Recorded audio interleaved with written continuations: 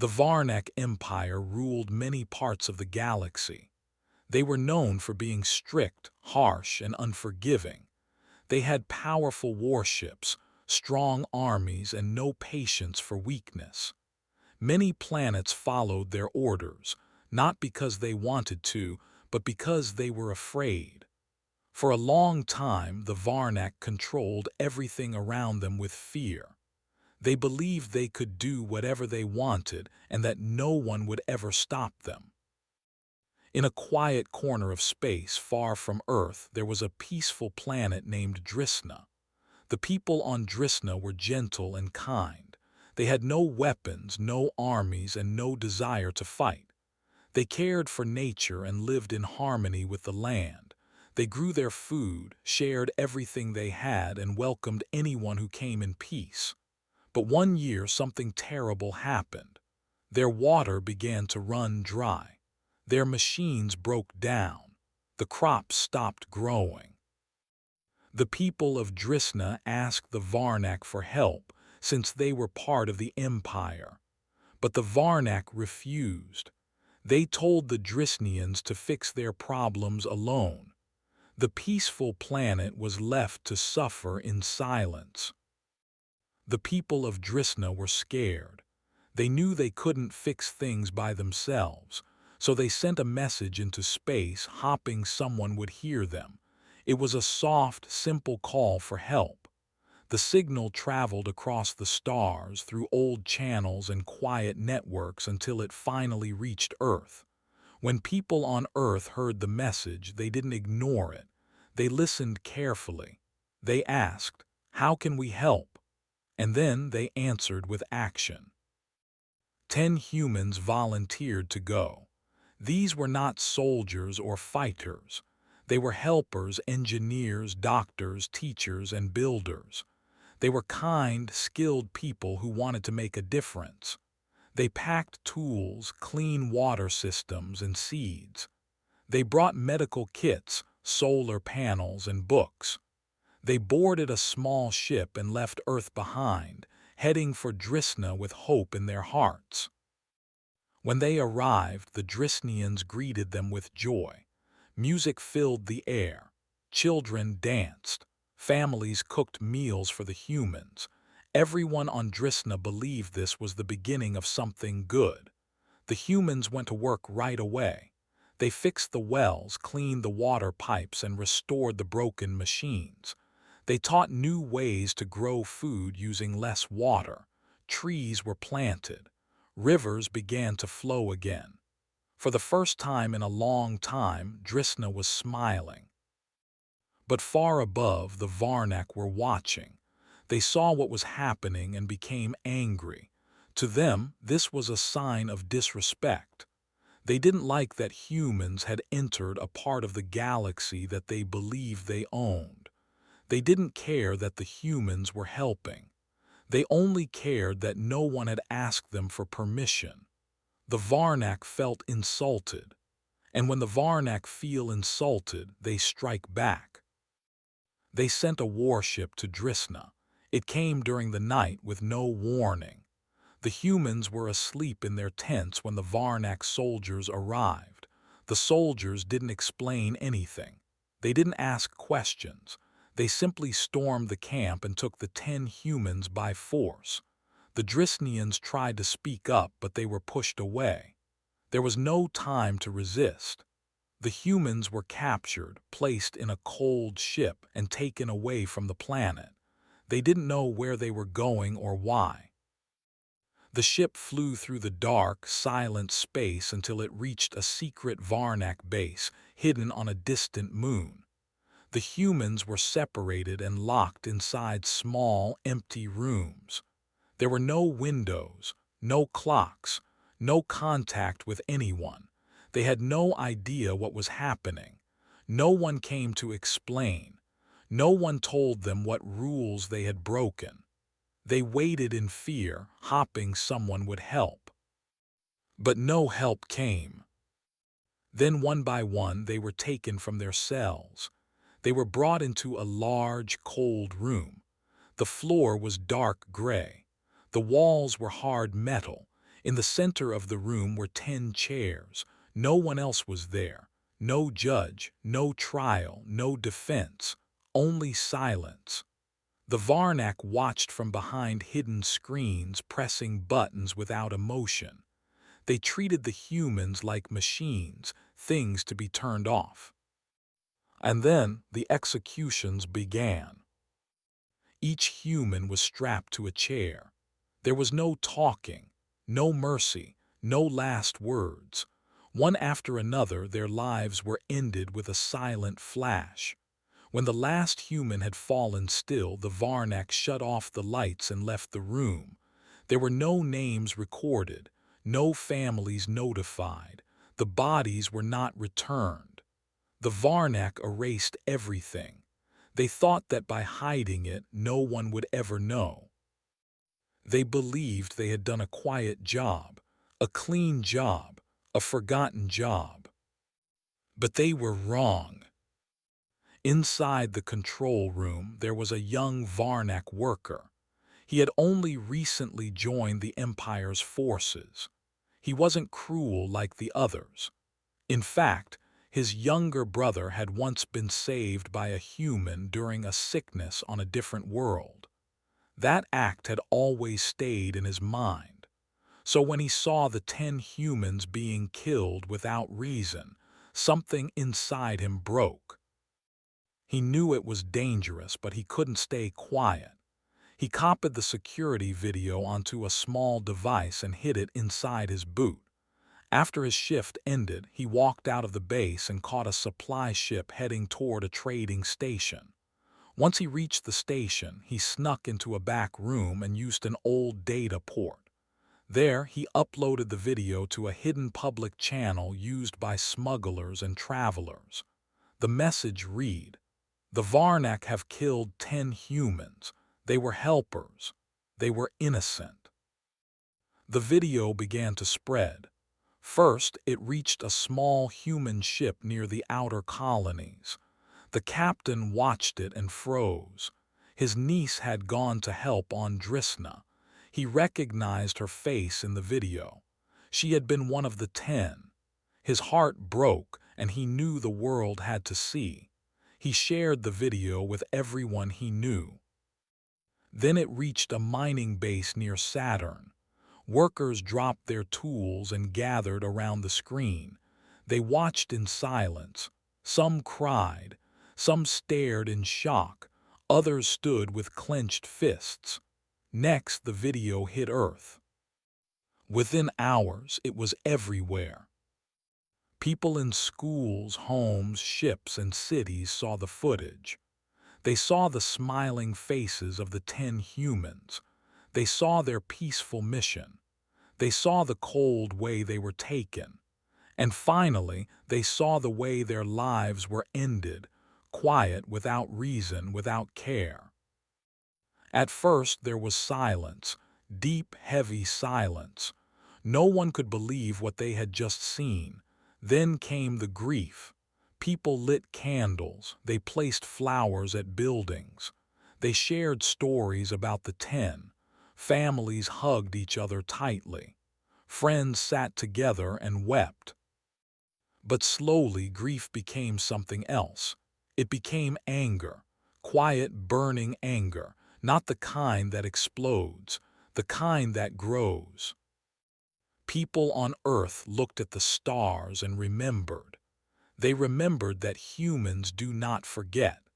They do not turn away when others are in pain. They do not ignore injustice. They remember who they are, and they remember who they've lost. Governments asked the Varnak for answers, but the Varnak said nothing, not a single word. They didn't think they owed anyone anything. They believed the matter was closed, forgotten, buried. They were wrong again. Something had been born on Earth, something the Varnak did not expect. It was not war. It was not revenge. It was resolve. The people of Earth had made a promise, without shouting, without marching, without breaking things. They promised in their hearts and minds that this would not be allowed to stand. They would not let the 10 be forgotten. They would not let their kindness be erased. And so Earth began to prepare. Not with noise, not with fire, but with quiet steps. Because when humans hurt, they don't run. They rise. The 10 humans who were taken from Drisna were not strangers. They were not nameless people lost in space. Each one of them had a story, a family, a home, and someone who cared about them more than words could say. They weren't just workers or helpers. They were sons, daughters, sisters, brothers, and friends. They were loved deeply, and their loss opened a hole in the hearts of many. The first one, Amina, was a young doctor from Nigeria. She had spent her life learning how to help the sick and heal the hurting. Her mother was a nurse. Her father had passed away from a disease when she was little. That's why she became a doctor. She had always wanted to stop others from feeling the pain she once felt. When she heard about the Drisnians needing help, she signed up without hesitation. She told her younger sister, "I won't be gone forever. I'll be back soon. I just need to help." Her sister waited every day for a message that would never come. Another, named Eli, was a soft-spoken engineer from the snowy mountains of Canada. He loved building things, especially things that made life easier for others. His hands were always busy, fixing old machines or putting together new tools. His wife, Maya, ran a small bakery in their hometown. They had a young son named Sam who liked to wear his father's tool belt around the house. Before Eli left for Drisna, he made Sam a wooden toy ship. On the bottom, he carved 3 words, "I'll be back." Maya still holds that toy in her hands when she cries at night. The third was Ray, a teacher from South Korea. She taught science to middle school kids and had a heart full of patience. Ray believed that knowledge could save lives. She dreamed of one day starting schools on planets that didn't have any. She kept a small photo of her students in her front pocket at all times, even on the trip to Drisna. The last message she sent to her classroom said, "I'm going to teach others what I taught you. I'll be back with stories." Her students now keep her picture on the classroom wall. They sit a little straighter, speak a little softer, and learn a little harder in her honor. There was also Marcos, a tall, quiet man from Brazil. He had once been in the army but now worked as a builder. He didn't talk much, but he loved music and often hummed while working. He could build a house in a week, a bridge in a month, or a school in 2. His sister, who had been blind since birth, said that he always made her feel safe. When he left for Drisna, he promised her he'd come back to build her a home near the ocean. She still walks down to the beach every morning, listening for the sound of his voice in the waves. And then there was Nia, a young woman from Kenya. She had grown up in a farming village and knew how to grow food even in dry, poor soil. She had watched her grandmother grow whole gardens from nothing but a handful of seeds and some hope. When she saw the Drisnians struggling with food, she wanted to go. She believed no one should ever be hungry. She took with her a bag of seeds her grandmother had saved. Her older brother, who worked in city government, had warned her. "It's dangerous," he said. "You don't have to go." But Nia smiled and replied, "If I don't, who will?" Number 6 was Raj, a cheerful computer expert from India. Raj had a loud laugh and a big heart. He used to help small villages build clean energy systems using solar power. His dream was to give light to every dark corner of the galaxy. He had designed a simple power grid that even poor planets could use. His father was a scientist, and his mother ran a library. Raj grew up surrounded by books and wires. He had a younger cousin who looked up to him like a hero. When the cousin found out Raj was gone, he promised to finish Raj's final coding project. That project is now used in more than 50 small colonies. The seventh was Helen, a grandmother from Australia. She had been a nurse, a midwife, and even a firefighter in her youth. She had seen war, fire, sickness, and sadness, but she still believed the world could be kind. Her children were grown. Her grandchildren were starting school. She had told her family, "I've done a lot in life, but there's still more I want to do."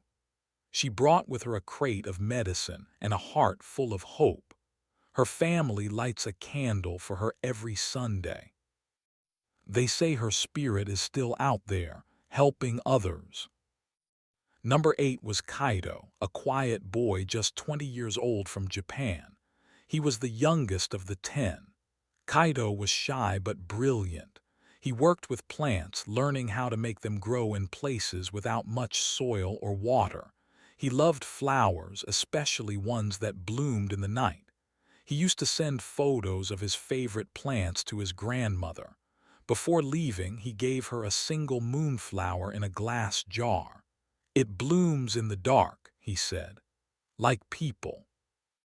She now keeps that flower on her bedside table, next to a letter he never got to finish.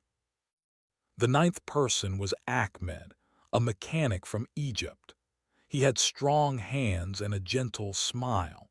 He could fix anything with a few tools and a little time. Ahmed loved racing hover bikes in his free time and often volunteered at local shelters. He had fallen in love with a girl from Mars, and they planned to marry when he returned. His fiancée still wears the ring he gave her. She says she feels him near when the stars shine the brightest. Finally, there was Layla, a pilot from New York City. She had flown rescue missions, fire drops, and even storm chases. She was brave, bold, and never afraid to speak the truth.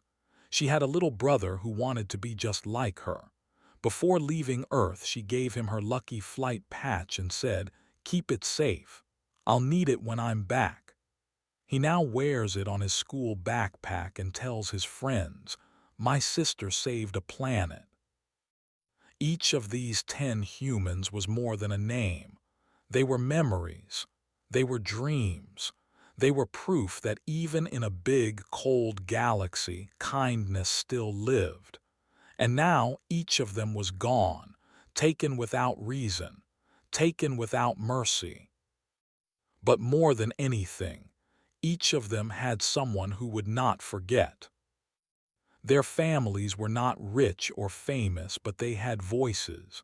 Some were parents, some were children, others were friends, classmates, coworkers, or neighbors, but each of them shared the same deep sadness. And in that sadness, something else began to grow.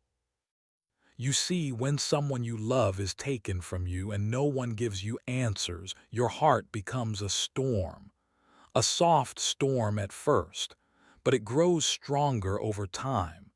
The pain begins to push, and slowly that pain becomes action.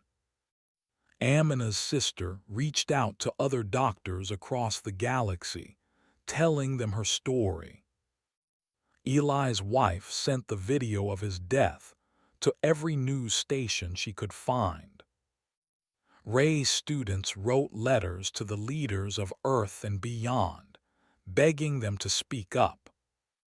Marcos's sister recorded a song about her brother and posted it online. It went viral. Nia's brother gave a speech in front of the United Planet Council, holding his sister's seed bag. Raj's cousin coded a memorial into the largest galaxy server. Everyone who logged in saw Raj's name. Helen's grandchildren painted her face on a mural of heroes in their city. Kaito's grandmother started a garden of moonflowers for every child who never came home. Ahmed's fiancée stood at the gates of the Varnak embassy, holding a photo of them together. Layla's little brother uploaded her voice to a star map, so when ships traveled at night, they could hear her say, "You are not alone." Each of them was connected by pain, but more importantly, they were now connected by purpose. The Varnak Empire had thought they were silencing 10 humans, but they didn't realize that these 10 were the hearts of thousands. By taking them away, the Varnak did not stop kindness. They multiplied it. They did not erase love. They ignited it. Across Earth, people didn't just feel sorry. They felt responsible. They didn't just cry. They got to work. And in every room, in every spaceport, in every control center, someone was whispering a single thought. This isn't over. At first, nothing happened. After the news of the 10 deaths leaked, the galaxy held its breath. People waited to see what Earth would do, but Earth stayed silent. No loud speeches, no big armies, no calls for war. The leaders on other planets whispered to each other, saying, "Maybe humans will just forget. Maybe they are too far, too busy, or too soft to care." But they didn't know Earth. What the Varnak Empire didn't understand was that humans never forget the ones they love. When someone hurts a human family, it doesn't end with sadness. It begins with purpose. And even when that purpose starts small, it always grows. Somewhere deep in space, one of the Varnak's cargo ships vanished. It was a quiet ship carrying fuel and food. There was no sign of a fight, no fire, no wreckage. It simply disappeared. At first, the Varnak thought it was a system error. Ships break sometimes. Space is full of danger. But then 3 days later, a mining station went dark. All the workers inside were safe, but their machines had stopped. Their power had been cut. Their tools no longer worked. The computers were scrambled like a puzzle missing pieces. Then another ship stopped responding. This one carried weapons, strong ones. It lost all contact while flying near a quiet asteroid belt. A week later, another communication tower on a far Varnak colony stopped working. The tower didn't explode. It just shut down, like someone had pressed a button and turned off its soul. Varnak leaders laughed at first. "It's just tech problems," they said. "Nothing serious." But more things started to go wrong. Their supply routes slowed. Their factories missed shipments. Their robots made mistakes. Ships began turning around halfway through missions. Maps glitched. Programs failed. Tools broke in strange ways. It was like the machines were tired of working for the Empire. People inside the Varnak government started to feel nervous. They asked their tech teams to fix things, but the tech teams were confused. Nothing made sense. The damage was too perfect, too smart, and too silent. Someone wasn't just breaking things. They were doing it without being seen. Then something strange happened. A Varnak security officer found a tiny message written in the coding system of a ship's controls. It was only 4 words. "This is for Amina." At first, they didn't know what it meant. But later that same day, another ship froze in the air just outside a small moon station. When the workers tried to restart the ship, they found another message. This is for Eli. Now people were starting to understand. Each system that failed wasn't random. It was part of a list of names, a list of people who had been taken from Earth. 1 week later, 4 more names showed up: Ray, Marcos, Nia, Raj. The Varnak officers didn't laugh anymore. Still, no one had fired a weapon. No humans had been seen. There were no space battles, no destroyed cities, just silence, missing tools, and small messages full of pain and warning. Some of the Varnak workers began to ask questions. Who is doing this? Why can't we stop them? But their leaders said, "Don't worry, we are stronger, we are faster, we are smarter." But the leaders were wrong. Humans didn't need a big army to strike back. They used what they were best at: being clever, being quiet, and never giving up. Each small act of revenge was careful. It never hurt innocent people. It never destroyed homes. It simply sent a message. One day, on a planet called Arvanex, a large warehouse full of Varnak weapons shut down. When they checked the main power board, there was no power missing. All wires were untouched. Everything looked perfect, but nothing worked. Inside the control room, someone had scratched 3 words into the wall: "We remember Kaito." The Varnak Empire was starting to feel weak. In places, it had never felt weak before. News of these events spread, not just among the Varnak, but across nearby planets. People started whispering, "Earth is doing something." Even though no one had seen humans in action, everyone could feel the weight of their silence. And yet it was not just about revenge. These attacks were never wild or cruel. They were smart, they were careful, they were fair. They only targeted the Empire's tools of power, never the people who were forced to follow orders.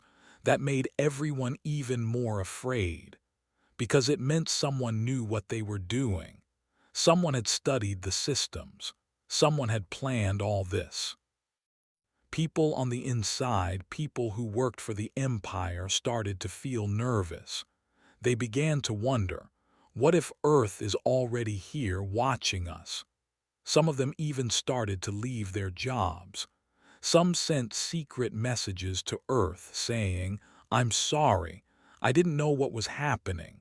I don't want to be part of this." The messages from the humans kept coming. Quiet, simple words. Each one named the fallen. Each one gave warning.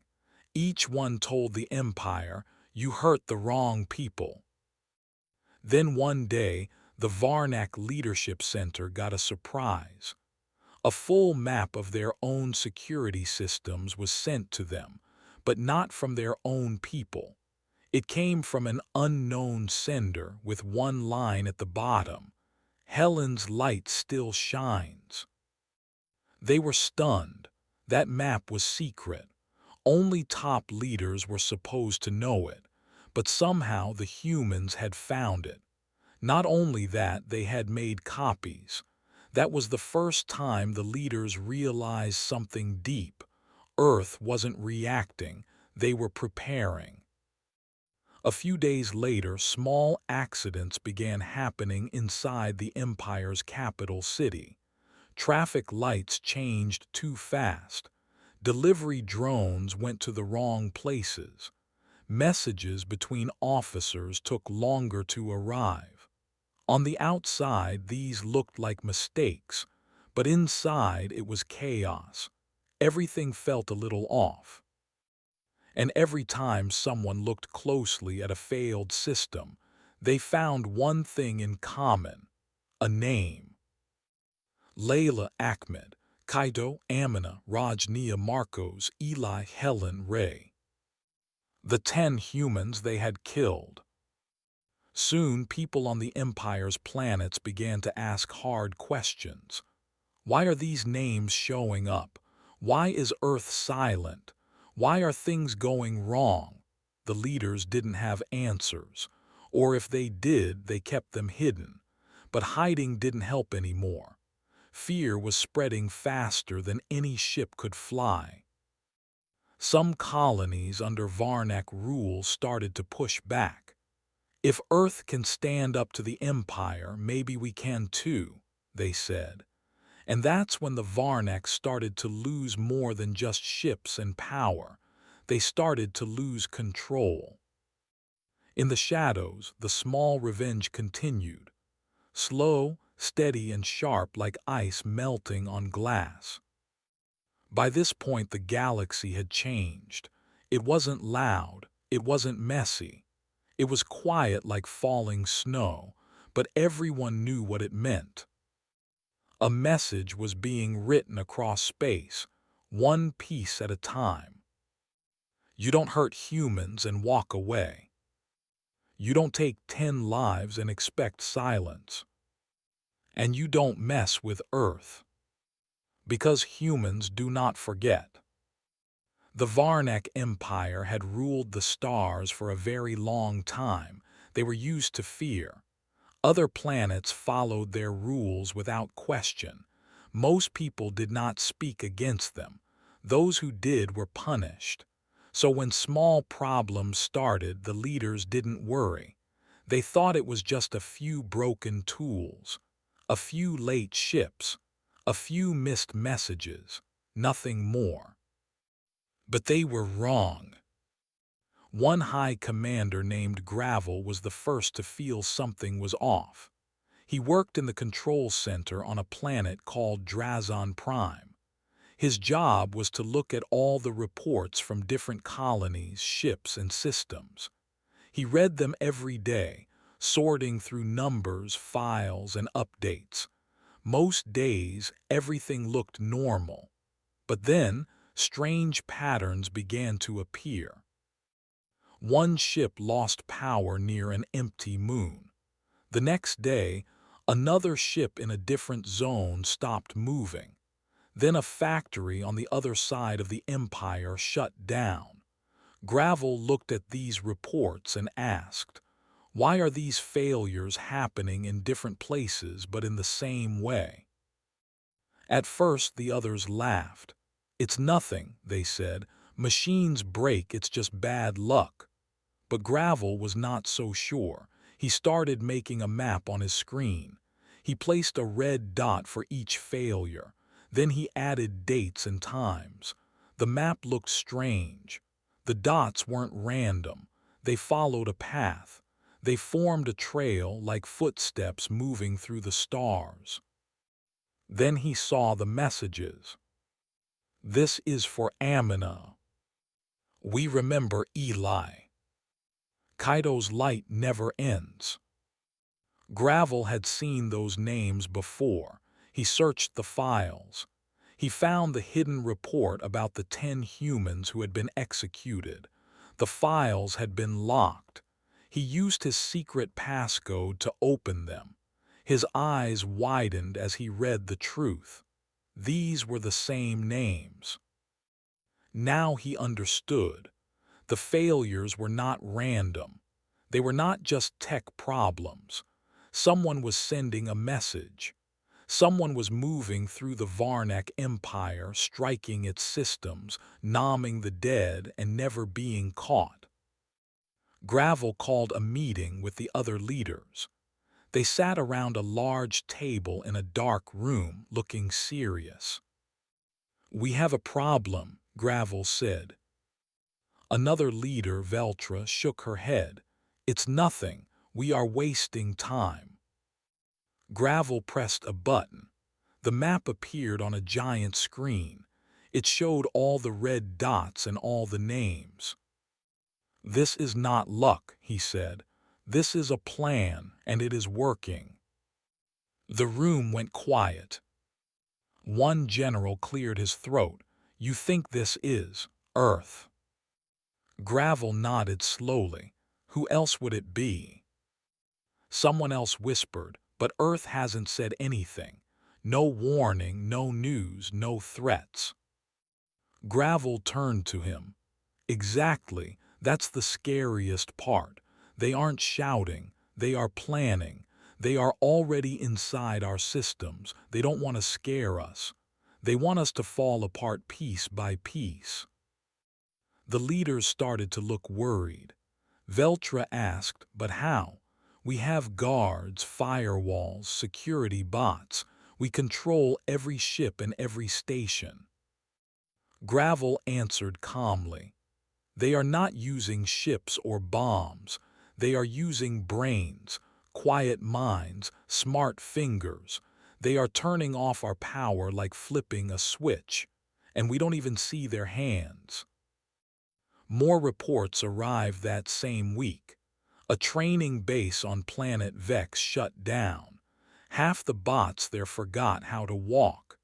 Food packages spoiled inside sealed boxes. Medical tools started giving wrong readings. Everything seemed broken, but no one could find the cause. Then someone found another message inside a locked drone. For Raj. The Varnak leaders could no longer pretend this was nothing. They began checking all their systems. They called for backups. They sent messages to all colonies asking for updates, but even the messages were delayed or scrambled. Some messages didn't arrive at all. Others were mixed with strange symbols. It was like the Empire was getting sick from the inside. People on the outer colonies noticed too. They stopped trusting the Empire's words. If they can't fix their own ships, how can they protect us? Some asked. If Earth can fight back, maybe the Varnak aren't as strong as they say. Fear began to grow, not just in the leaders but in the people. Gravel kept searching. He started listening to radio signals in deep space. Late one night, he heard something strange, a whisper. It was not loud, but it repeated the same words. You hurt 10. We will remember forever. That was when Gravel knew Earth wasn't just fighting back. They were watching everything. They were inside the walls. They were in the wires, and they were not done yet. Gravel went to the Grand Council. He stood before the top ruler of the Empire, Lord Varnan. The hall was wide and gold, with lights that sparkled like stars. But Gravel felt cold inside. He bowed. My lord, the humans are moving. Lord Varnan raised an eyebrow. What do you mean? They are breaking our systems, Gravel said. One by one, they are quiet but not weak. They are smart and they are close. Lord Varnan frowned. Close, Earth is far. Gravel shook his head. Not anymore. He showed the map, the reports, and the names. Lord Varnan stayed silent for a moment. Then he said, double our guards, check every system, stop this. But Gravel knew it was too late for that. You can't fight a ghost with a sword. You can't stop a whisper with a wall. The humans had become the ghost in the Varnak machine. They were everywhere and nowhere at the same time. In the weeks that followed, more signs appeared. A weapons factory melted its own blueprints. A space gate turned in the wrong direction and sent a Varnak ship flying into deep space. A storage bank full of Empire money locked itself and printed, for Helen. The Varnak leaders started to panic. They held more meetings. They shouted more orders, but nothing helped. Gravel watched all of it. He sat at his station and marked each red dot on his map. There were many now, too many. The whole map looked like it was bleeding. He whispered to himself, "They're not done, not even close." And he was right, because humans were not just taking revenge. They were teaching a lesson. They were showing the galaxy that Earth may be quiet, but Earth remembers. And when Earth remembers, it does not forget. Not for a day. Not for a year. Not ever. While the Varnak Empire was growing nervous, Earth was not speaking. No threats were sent. No armies were shown. No flags were raised. The world seemed quiet. Cities were busy. Schools were open. Shops were full. But underground, far below the surface, something serious was happening. In hidden rooms, deep in bunkers and labs, the most important minds were meeting. These were not just generals. These were builders, thinkers, and planners. Some wore military uniforms. Others wore glasses and lab coats. Some had lost family. Others had lost friends. But all had lost something, and all wanted to stop it from happening again. The place where they met had no signs, no news cameras, no names on doors, just long halls and locked gates. Each person who entered had to pass a dozen checks, eye scans, voice codes, secret questions. They walked through quiet tunnels that had never seen sunlight. Inside the main room was a round table. Around it sat scientists, hackers, soldiers, and leaders from different countries. Some were old, some were young, some had gray hair, others had none, but they all looked serious. The room was quiet until one woman stood. Her name was Admiral Sophia Tran. She had once been a fighter pilot. Now she was one of the top voices in Earth's defense team. She looked at the others and said, "They took 10 of ours. They thought we would forget. They thought we were weak. They were wrong." No one clapped. No one cheered. This was not a place for noise. She pointed to a large screen behind her. It showed a picture of the 10 humans who had been taken and executed. Each face looked kind, brave, and real. "These people were not just names," Admiral Tran said. "They were sons and daughters, friends and leaders. They helped a peaceful race. They died doing the right thing." Another man stood up. He was an older scientist named Dr. Malik. He had helped design Earth's deep space sensors.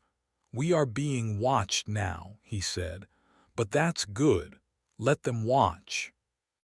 He tapped a button, and a new screen lit up.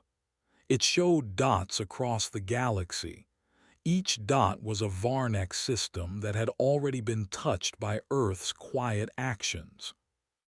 "We haven't fired a single weapon," Dr. Malik said. "Yet they are already falling apart. We have people in every corner of their empire. Not soldiers, not spies, just smart minds. Quiet hands."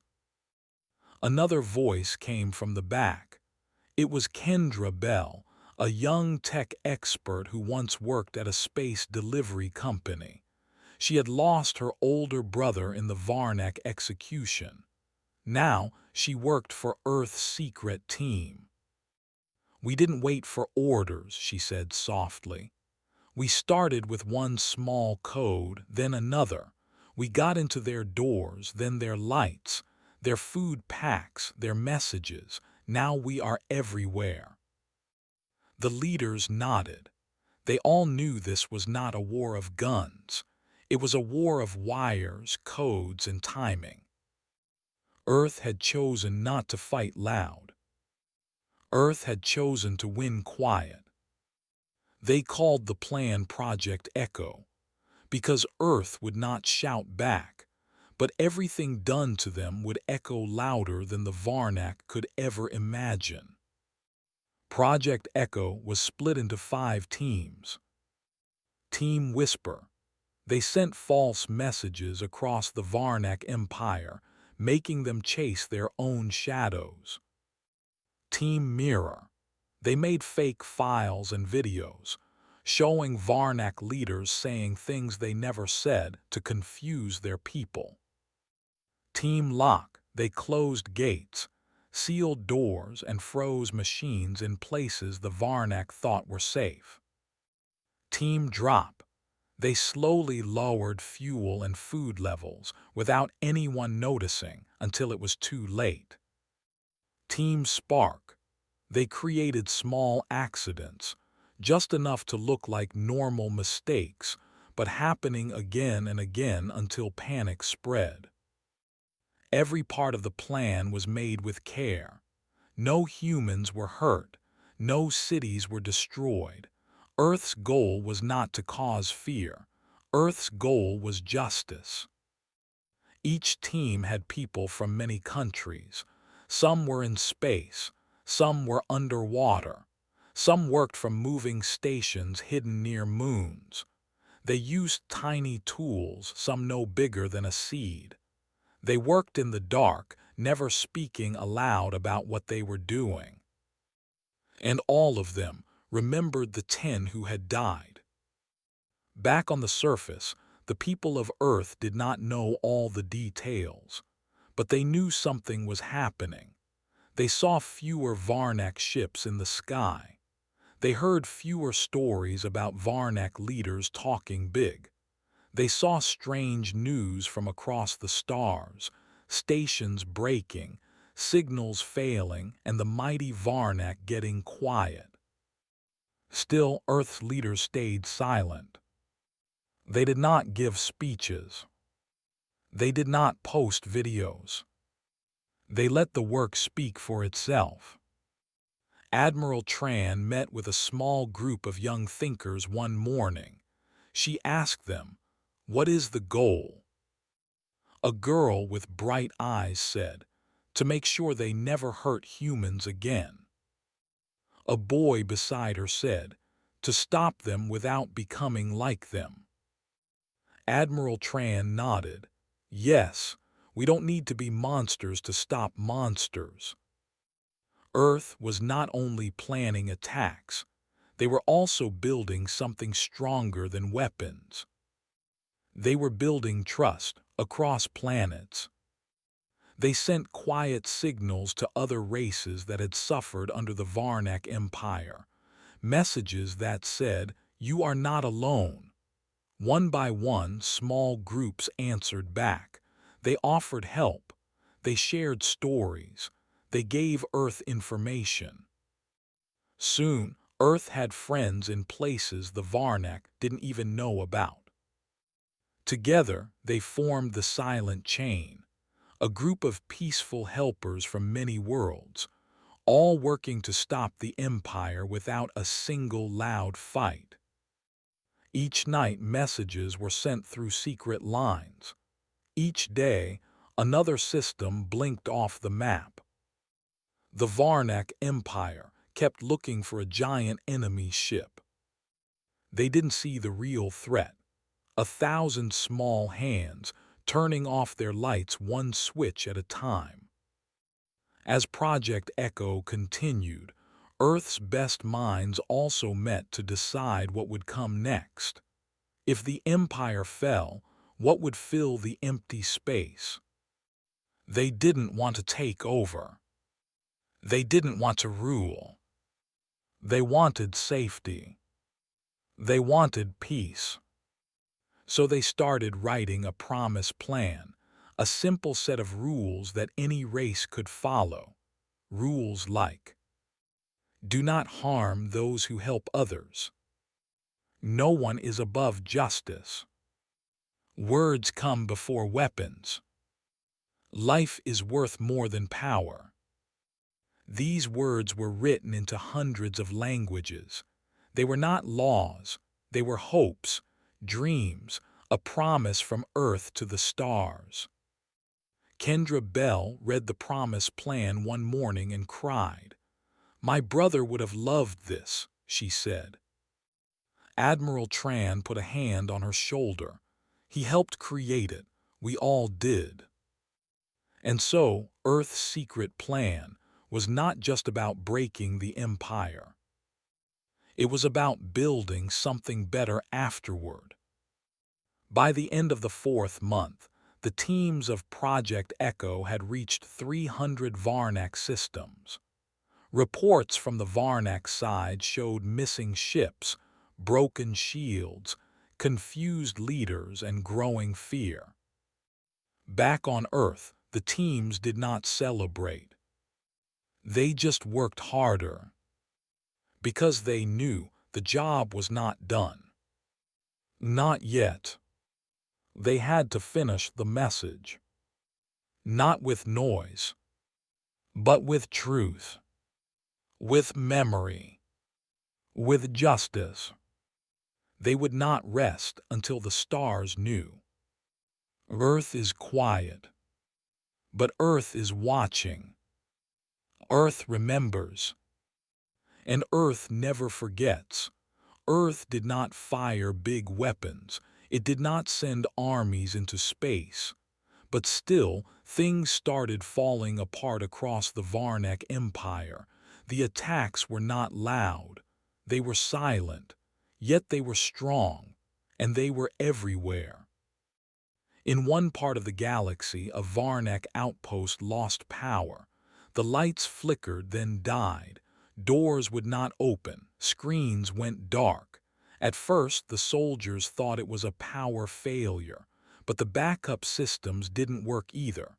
The guards tried to call for help, but the radios were filled with strange sounds.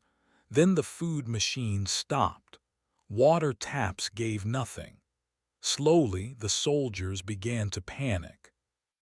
No one came to rescue them. On another planet, a Varnak fuel base was getting ready to launch a new ship. Everything seemed normal. The countdown began. The engines started to warm up, but just before liftoff, the engines shut down. The computer systems showed a message in bold red letters: "Access denied." No one knew where the message came from. It was not in their own language, but the meaning was clear. The ship was not allowed to leave. This happened again and again. In secret labs, machines that had worked for years suddenly failed. In stations near trade routes, bridges stopped opening. On mining planets, machines dug into the ground too deep and broke. On farms, food didn't grow. At first, the Varnak leaders thought it was bad luck. But after the 10th case, then the 50th, they knew it was something more. Earth was taking control, but not with guns. Instead, Earth used silence, timing, and brains. No one could prove humans were behind it. No name was left behind. No message said, "We did this." But in every broken system, every crashed ship, and every frozen machine, the signs were there. Smart minds had touched every part. Quiet hands had taken control. On Earth, the teams working on Project Echo did not sleep much. They took turns, passing tasks from one group to another. Some stayed deep underground. Others worked from satellites or hidden stations around the moon. They watched every system the Varnak controlled. They picked the weak spots first. Then they waited for the right moment to strike. One team called Team Needle worked on the smallest systems. They entered through power wires and water pipes. Their job was to turn off things slowly, like turning down the heat, 1 degree at a time. The goal was to cause confusion, not war. Another team, Team Fog, sent fake orders to Varnak workers. These orders seemed real, but they made workers go in circles. One order told a cargo team to move food to a city that no longer existed. Another told soldiers to guard an empty planet. The Varnak followed the orders, wasting time and fuel while Earth smiled in silence. As days passed, more and more places stopped working. Ships sat still, bases grew cold, workers grew tired. Some even started to ask questions. Why are things going wrong? Why do our leaders say everything is fine when it clearly is not? The Varnak government tried to hide the truth. They said it was all just problems with machines. They told their people, do not worry. But people could see the truth with their own eyes. Lights were going off, doors were stuck, ships were late, and no one had answers. One day, a very big spaceport shut down. It was the Varnak's main hub for warships. Without warning, the giant gates closed and locked. All the computers showed one sentence: you should have listened. The message was short. It did not say who wrote it, but everyone knew what it meant. At the same time, hundreds of small drones appeared in the sky over different Varnak cities. These drones did not drop bombs. They did not even carry weapons. But they showed the faces of the 10 humans who had been executed. Each drone showed the names, the pictures, and the dates. Below each face were the words, "We remember." The people of the Varnak Empire stared up at the drones. Many had never seen human faces before. Some had been told that humans were weak, foolish, or far away. But these faces looked kind. They looked brave, and they looked real. The drones flew in silence, then vanished into the sky. On Varnak worlds, many citizens were angry, but not at Earth. They were angry at their own leaders. Why did we kill those humans? They asked. Why did we bring this on ourselves?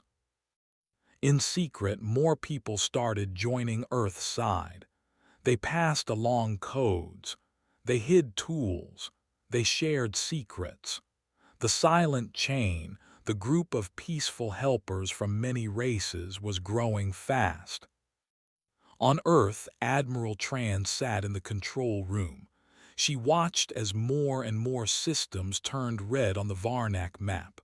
Red meant silent. Red meant shut down. Red meant Earth had taken control. She turned to Kendra Bell, the tech expert. "How many systems now?" she asked. Kendra checked her screen. "Over 500, she said, "and more coming every hour." Dr. Malik, the old scientist, added, "And we have not fired one missile." Admiral Tran nodded. "That's the power of smart minds and broken hearts." Meanwhile, on a small moon near the edge of Varnak space, a group of Varnak soldiers sat at a table. Their base had lost power 2 days ago. They had no food left. Their leader, Commander Ixrin, looked tired. "We were told Earth would not fight back," he said to his team. "We were told they were nothing." A young soldier whispered, "They are not nothing, they are everywhere." Commander Ixrin didn't answer. He just stared at his cold hands and wondered what else Earth had planned. Across the galaxy, the quiet attacks continued. In one moment, a factory stopped. In the next, a research lab vanished from the maps. No one knew how Earth did it, but every day something else failed. And yet Earth still said nothing. No videos, no threats, no press. Just action. Strong. Quiet. Unstoppable. Back on Earth, more nations joined Project Echo. They sent their best coders, thinkers, and leaders. Old rivals worked side by side. They shared ideas. They trained together. Because now it was not about borders. It was about something bigger. It was about justice. Every step of the plan was carefully timed. When one system fell, another was hit within minutes. Like falling dominoes, the Varnak's empire was starting to break. Not with fire, not with noise, but with stillness, silence, and smart strikes. A space captain named Leo Ramos watched the plan unfold from his ship. "We're not destroying them," he told his crew. "We're teaching them a lesson they'll never forget." In the halls of Earth's command, the message was clear. "We don't want war, we want peace, but we will not be walked on." And the galaxy heard that message. The Varnak Empire, once loud and proud, had grown quiet. Their leaders still held meetings, but their words had no power. Their ships sat still. Their people asked hard questions, and their enemies were shadows. Earth moved like a ghost, everywhere and nowhere at once. The quiet attacks had changed the galaxy forever. And Earth had only just begun.